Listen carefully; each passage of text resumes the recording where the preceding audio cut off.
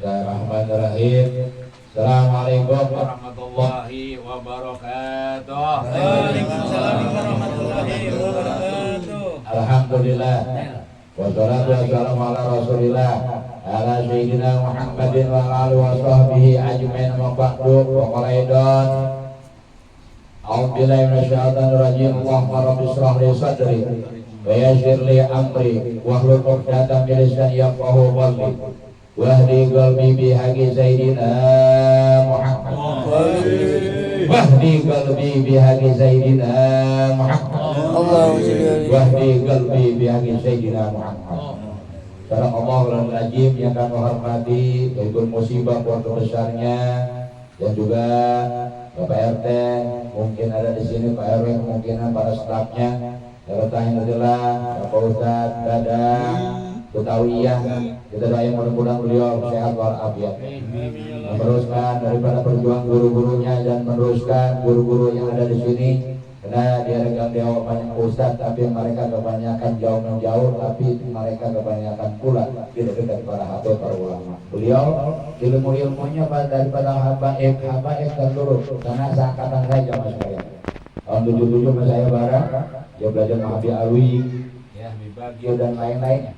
Dan juga orang tua kita, antara Bapak Al-Muharram, Bapak Haji Sarwani dan juga Muhammadin dan lainnya yang hadir semua di sini. Mudah-mudahan kita duduk sama-sama oleh pembukaan Yasin Tahlil, mudah-mudahan dapat ampunan yang Allah Subhanahu wa taala.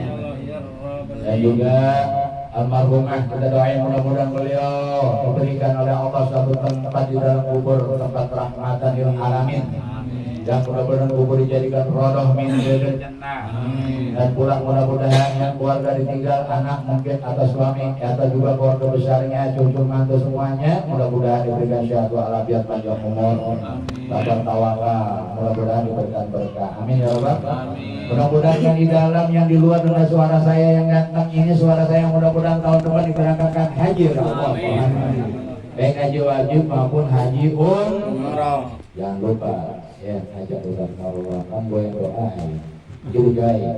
Dan juga mudah-mudahan hutang-hutang kita nih ya, yang kita pikirin tiap bulan ya, hutang motor, mobil, kreditan, hutang mungkin koperasi lainnya, mudah-mudahan diberikan lunas oleh Allah Subhanahu wa taala. Karena kita hadir di taman surganya Allah, yakin Pak, baca Yasin itu niat, jangan bengong aja. Walaupun kita nggak bisa baca surat Yasin, tapi hati kita ikut, itu satu dapat pahala sama-sama membaca. Alhamdulillah. Saya buka suatu hadisnya Rasulullah SAW, bahwasanya saya dapat ini tahun 83 oleh Habib Bagio bin Abdullah bin Salim Al-Atas, kakak dari Habib Alwi, yang menjelaskan man a'ana aral maiti bikirati au jikra au isa jibahul jannah min riwayat Imam Darimi, Imam Nasyai, Imam Tirmidzi radhiyallahu anhu. Apa katanya? Barang siapa yang bacakan dari firman Allah atau baca ayat Quran, terus barang siapa yang baca zikir dan selawat, tetap mendoakan buat almarhum mungkin almarhumah, maka mayat tersebut wajib masuk surganya Allah Subhanahu wa taala. Amin. Subhanallah walhamdulillah wa la ilaha illallah wallahu akbar wa la haula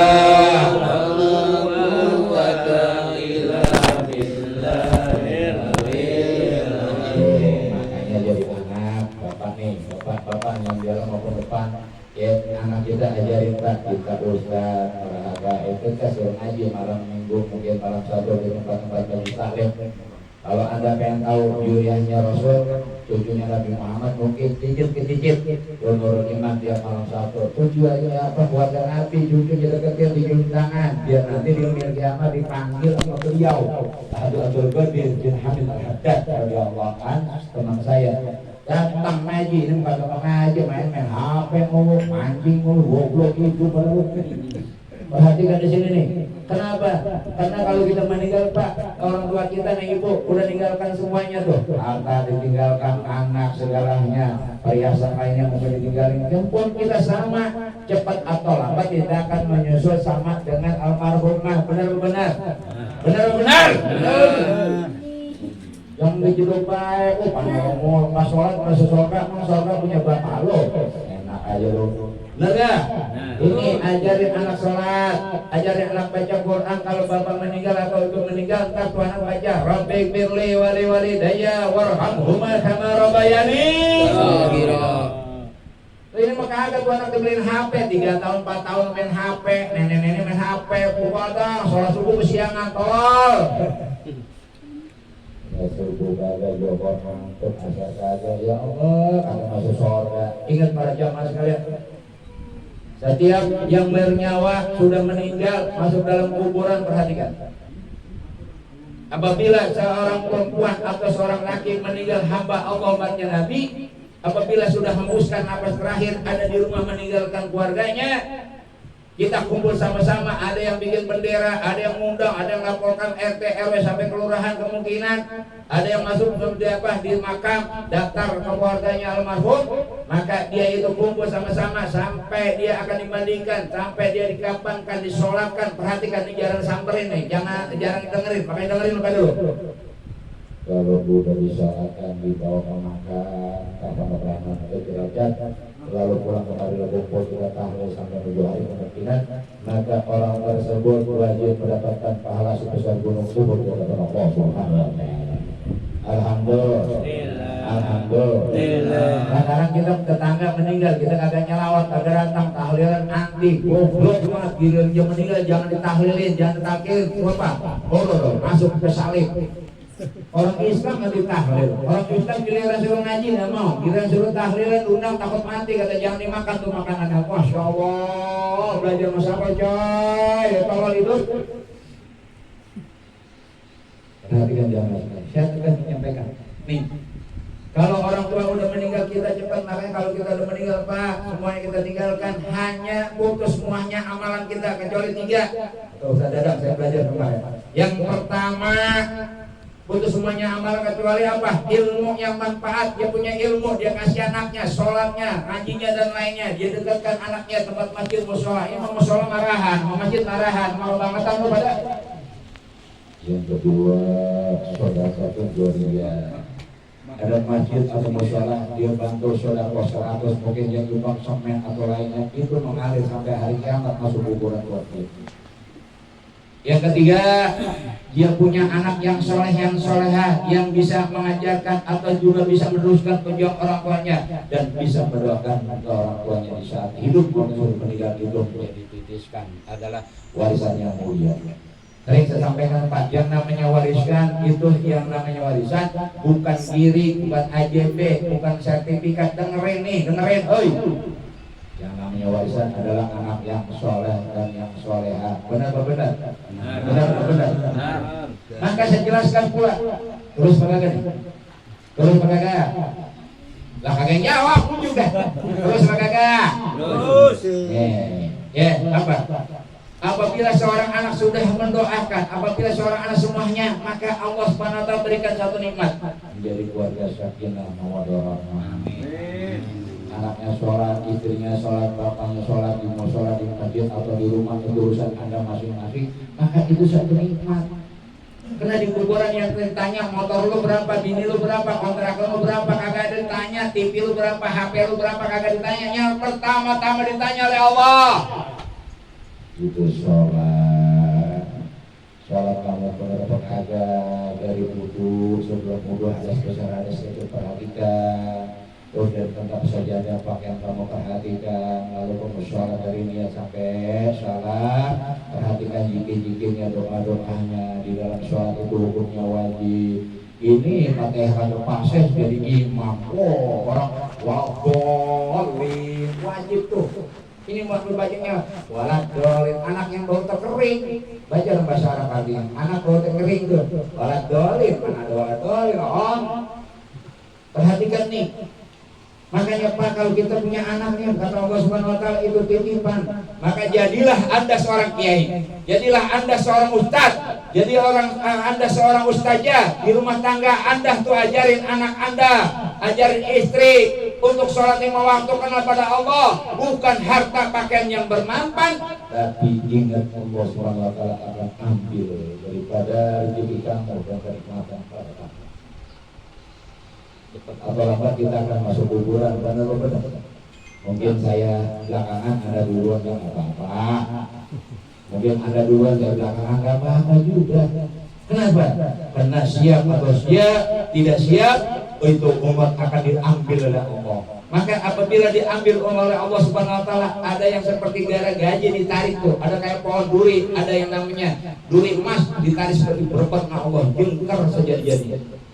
Ada yang seperti apa? Di dalam yang namanya sabu atau terigu, seperti tepung, itulah orang yang ahli ibadah. Contohnya Pak Jarwan, Pak Haji kita, guru-guru kita, itu kenal, makanya kita mah jauh banget sih.